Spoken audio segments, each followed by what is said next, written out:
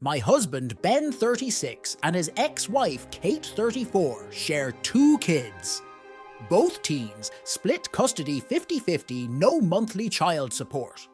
But Ben pays all insurance med costs, extracurriculars, and had to put $150 each in a college fund. Each month, I have a teen daughter myself. Ben made a base income, but got bonuses and commissions on commission checks. He would send Kate 50 of it on bonuses. He would send Kate 35. This was not court-ordered, but very regular. Well, Ben was in a wreck, couldn't work, 5 months. Got fired, legal called lawyer, took 3 months to find another job that could cater to his new disabilities, but took a huge pay cut and no more bonuses and commission. I paid all bills plus his child obligations.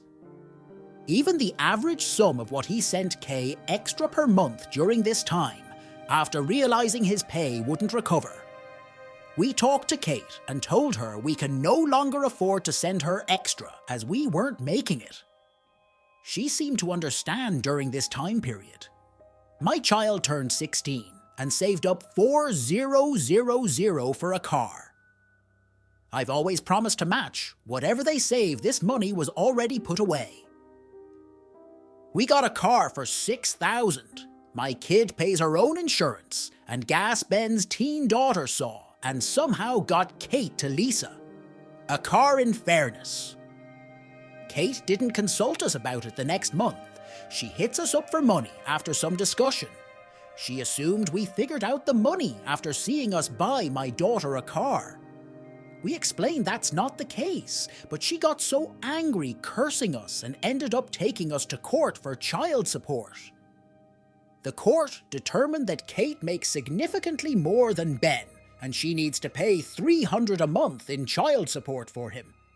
And reimburse insurance his past income didn't matter, since he's now considered disabled. It's been about 3 months since, and Kate's entire family is blowing us up, telling us how horrible and evil we are, that Kate is being threatened with eviction, and Ben's daughter's car is being repoed. They say it's my fault because Kate only leased it since she expected us to keep paying, that her paying child support means she can't afford a rent, and I'm spoiling my daughter, playing favourites. Kay also says that my income plays a role since the kids live with me 50 of the time. So I'm horrible to deprive the kids. This makes me feel horrible. Am I the idiot here? I could pay, but I wouldn't be able to save since I'm paying more. Since Ben makes way less. Not the idiot spouses have nothing to do with the financial responsibility of a child. The bio parents are responsible for child support point blank, and it's her own damn fault for assuming anything. Honestly, your husband was more than generous before the accident, like really had it been. Me, my ex, wouldn't have seen any of my bonus or commissions. She screwed herself in taking you all to court. She made a bed, let her lay in it. She sounds very greedy and entitled to me, and you all are doing 50-50. She's lucky she saw anything. I'm honestly shocked exactly any bonus or commission extras I'd be putting into a college or savings account or directly buying things. The kids needed nicer upgrades for things they need for a sport or hobby. I wouldn't have just handed it over directly to the ex. I hope that the extras were documented for when they went to court. Kate was foolish and greedy. She's now paying the consequences. This is also none of Kate's family business too. They don't get a vote block them. I just love the fact that Kate was cursing you and taking Ben to court, and yet she gets stuck paying child support. Wow, nothing like Schadenfreude. Disconnect your guilt button. You have nothing to feel guilty about or horrible about. Kate brought this on herself. You should not have to suffer, honestly. Up should tell Kate's family that if they're so concerned, then they can help Kate out financially. Then block them. Hello. Well, Kate makes significantly more money and somehow can't support fewer people. She's asking the one who makes significantly less to support her. No, She just wants to live above her. Means karma bit her butt. When she was greedy, I, male teen, recently got my twin sister expelled from school after reporting her for the bullying she did. I don't think I did anything wrong, and my grandpa, 72 Emil, is on my side. But parents, both 40, think I betrayed my sister.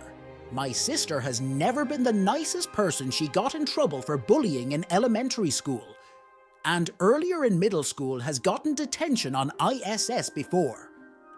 But this is the worst punishment she's gotten so far. She can be mean to our siblings and cousins too if she wants to. We're in 8th grade. Now, a few weeks ago, I was playing basketball outside during lunch, which we're allowed to do me, and my friends were having a good time when we saw a boy crying on the grass. Me and my friends went to see what was wrong. This boy was telling us about how he was bullied by a group of kids for being preppy post-skincare routines on TikTok. Starbucks iced coffee, generally seen as a more feminine male. Aesthetic kids were calling him gay and slur. When he's not gay, we told him we thought he was cool. He started discussing skincare and fashion with us. We don't know much about it. So me and my friends were trying to talk about Nike and stuff about fashion. We did know, mostly sports stuff, and he actually knew quite a bit about it. Said he started taking courses at a local college about fashion history. He's also same age like us. After we calmed him down, we asked if he wanted to play ball with us, and we were amazed at how good he was. He said he's not really into sports, but he was so naturally good. Had us playing our hardest and scored against a few of us. When playing in teams, we encouraged him to potentially try out for the team in high school, and he said he'd consider it. Over the few weeks we've started to hang out with him more and more. We were at the park, playing with him, and he dropped his phone. One of my friends picked it up and unintentionally opened up the messages on Instagram since he got notification for it. He saw someone text him awful stuff. The boy noticed my sister was one of the kids sending him the messages. We told him it wasn't okay and that we go to AP with him. My sister and her friends were called into the office and they all got into a bunch of trouble. It was her 3 other girls and 2 other boys, one of which is her boyfriend. My sister was the ringleader and the cruelest. So she got the harshest punishment and was expelled. My mother and father said I shouldn't have gone to AP and instead talked to them. My grandfather has a different perspective since he was involved in progressive activist groups in his teen years and college years.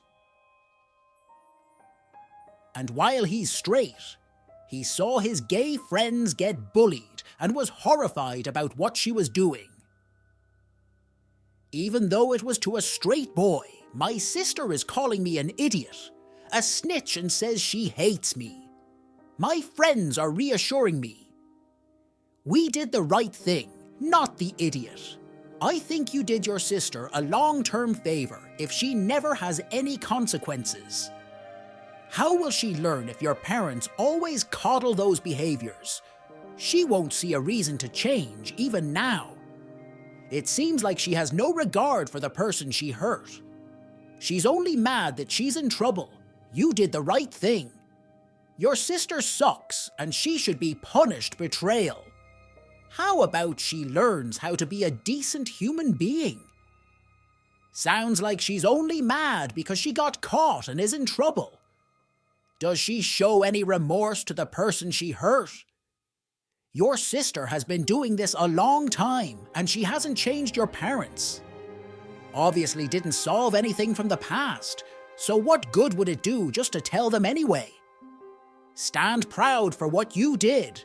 We need more people like you in the world. You didn't get Sis expelled.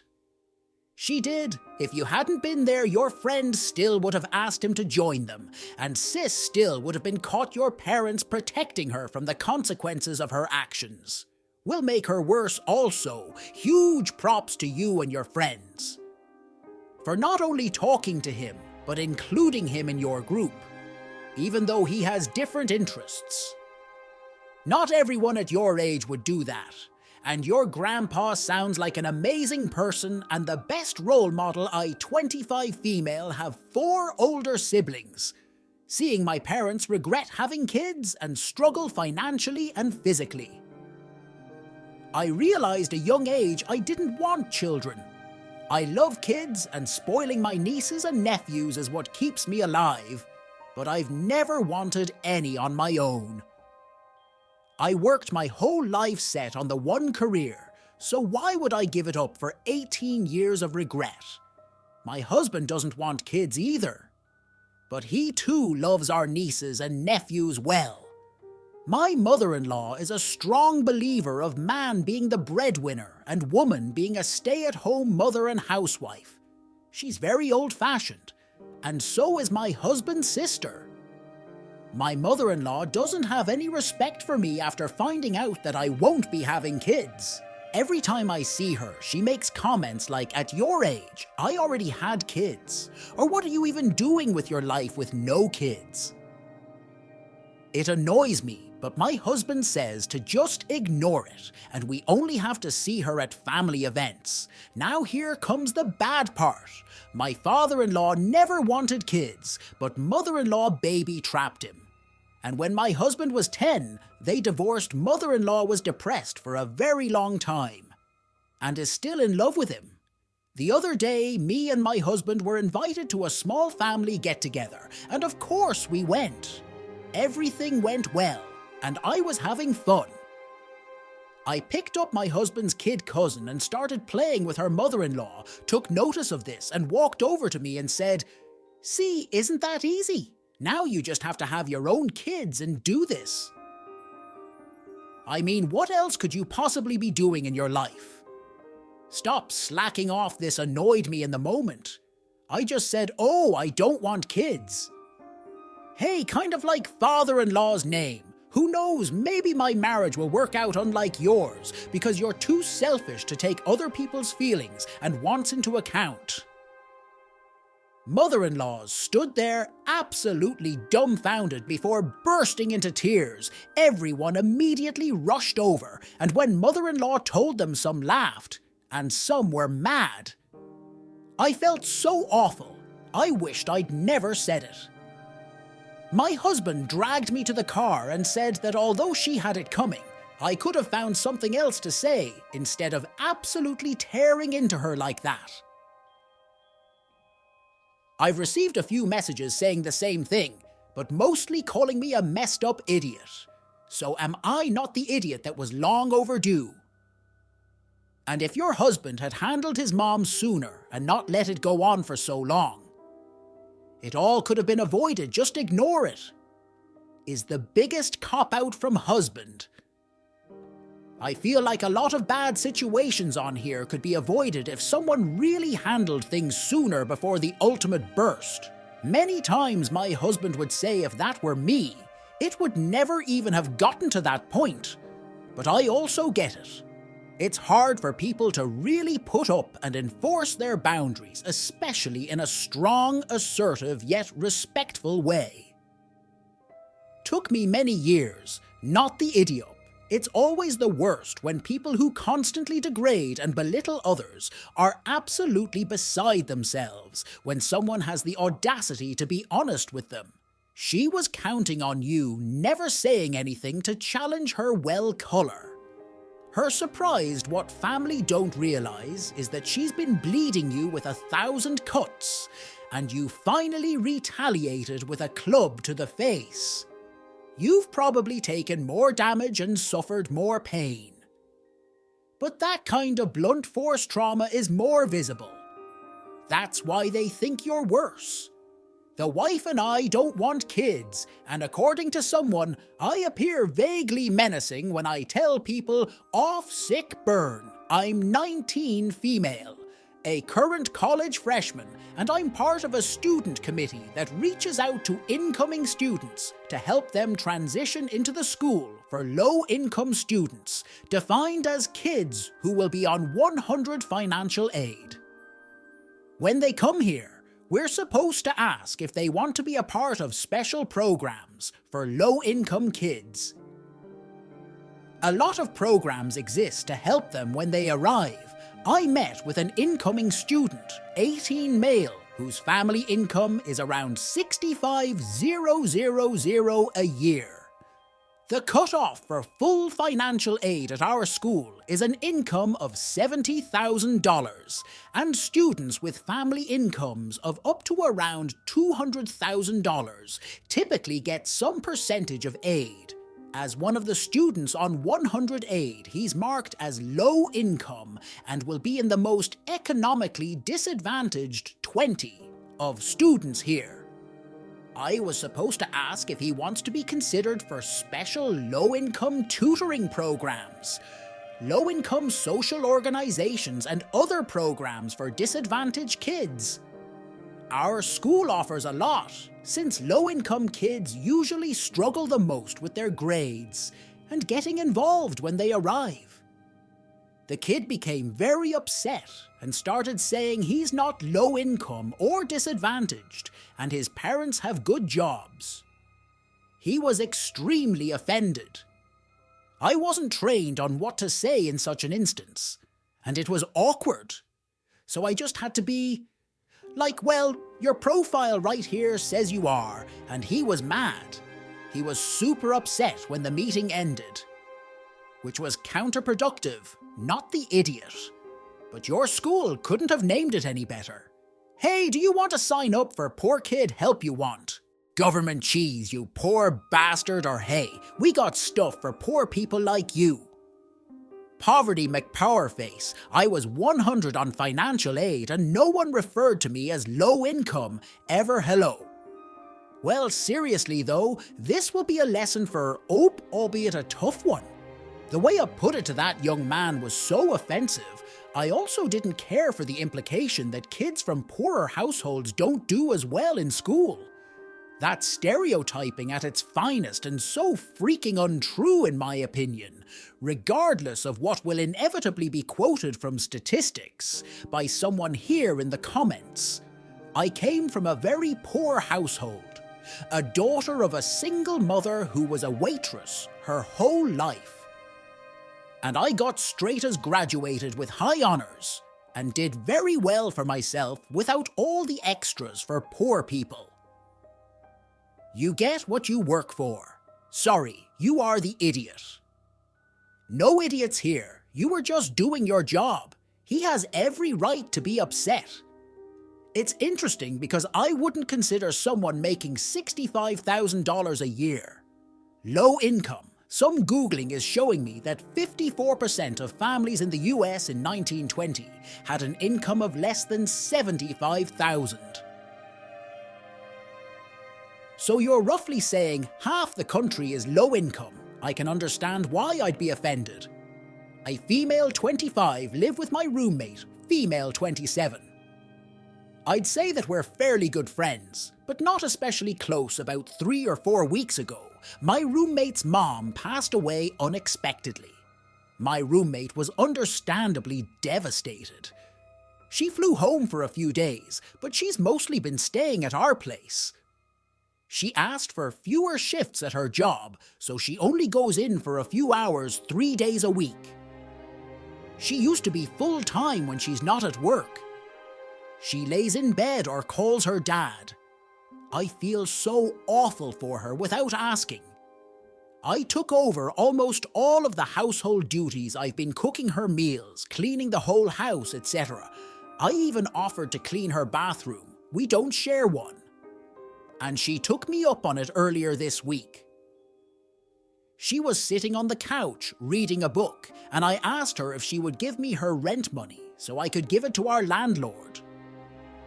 She said, "You want me to pay rent after my mum just died?" That's kind of mean.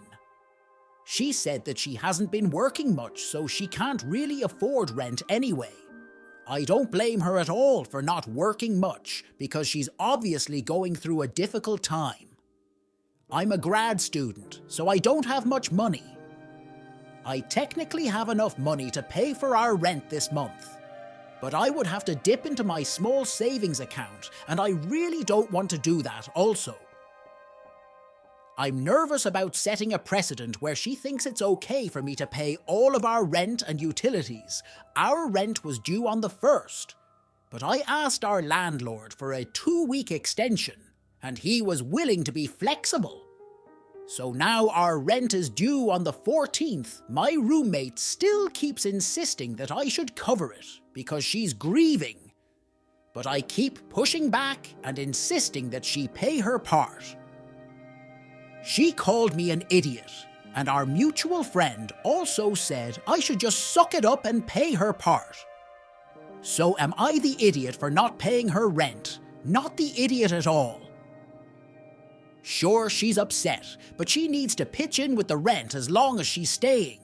You've been kind to her by doing all the extra chores, but she owes you the rent money, and as harsh as it sounds, she doesn't get to wiggle out of it because of her personal problems.